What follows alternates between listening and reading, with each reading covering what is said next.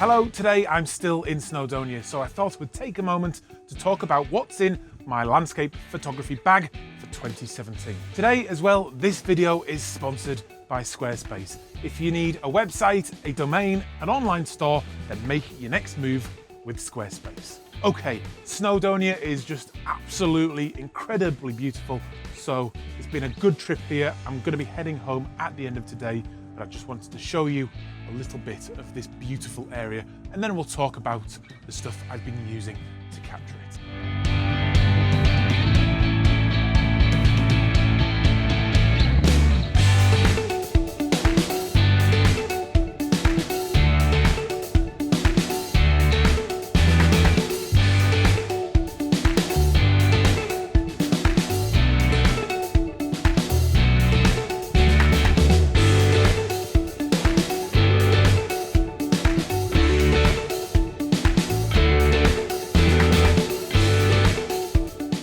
Okay, so first up we have the bag, and this is the F-stop Sukha bag.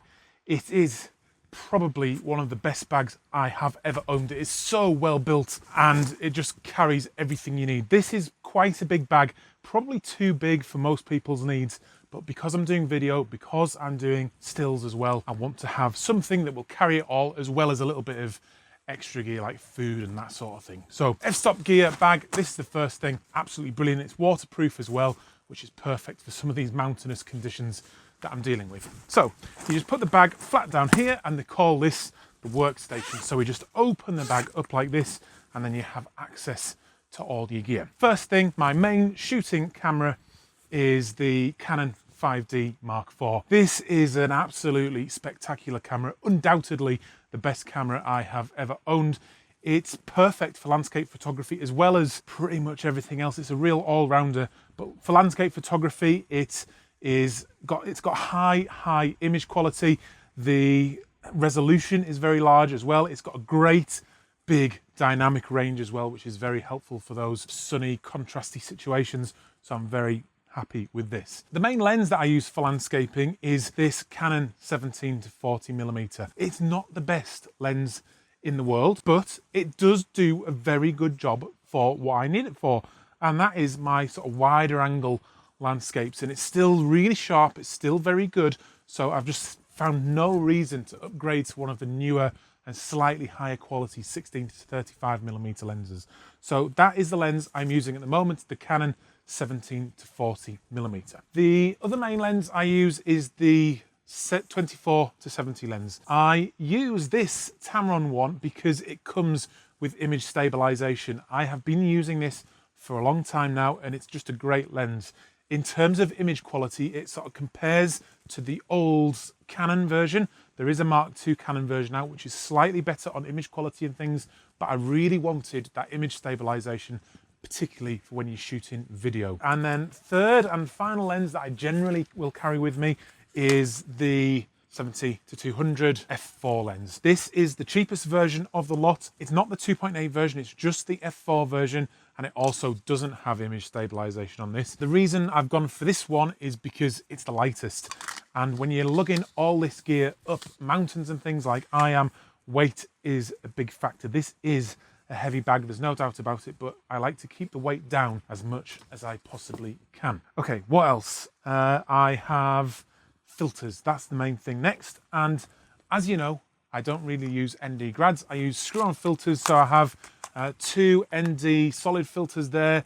They are a 10 stop and a 6 stop. Sometimes I combine them together to give me 16 stops of light reduction.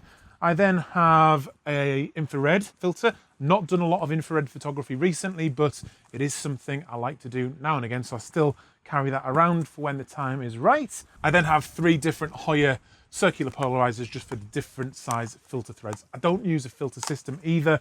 That's just my personal choice. I like to use the screw-on ones because if you look at this lens here, I just leave it screwed on, and then I've got it ready on this lens as well, so I don't need to keep taking it off and putting it on.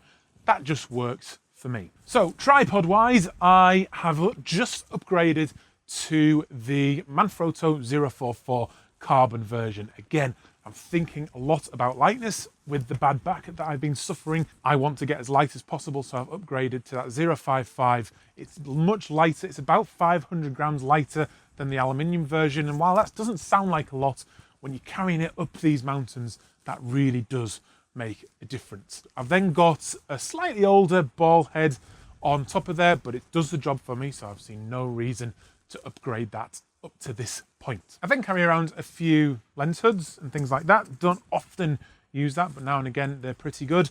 And I've stopped carrying around a intervalometer and also a shutter release cable because the Canon 5D Mark IV has that built in. So when I am trying to avoid camera shake and things, I'll just use the 2-second timer.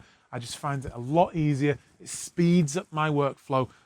It's just one less bit of gear that I need to bring with me. So that is pretty much my landscape still setup. I do also shoot a lot of video, which is why I've got this bag here.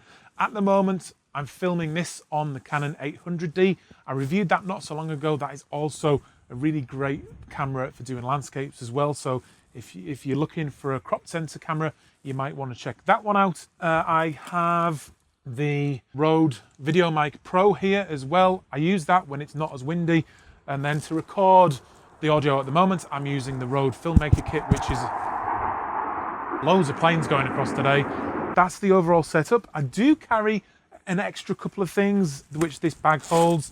I've got my food and first aid kit and a torch for when I'm walking home in the dark, which I do a lot. Other safety bits and pieces, compass, map, whistle, knife, that kind of thing. All those sorts of things you need when you're going to be isolated in these locations. And then I've just got spare cards, batteries, things like that, which are an absolute must because stuff goes wrong all the time. So you need to have backups for those types of things. So that's pretty much it. The one other thing that is all part of your landscape photography for me is having a presence online, and I am using Squarespace. I've been using Squarespace for a little while now for my own website, and it is just absolutely brilliant. I'm now honoured that Squarespace got in touch with me and have started to sponsor me. So this video is sponsored by Squarespace.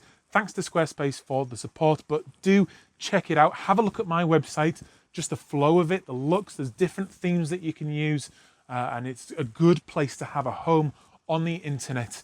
And if you're looking for a website, Squarespace is the place to go. You don't need any technical knowledge. It's really easy to set up. It's just dragging blocks around into the right place. It's got excellent customer support. I've tested that recently and they were really good and supportive and solved my problem.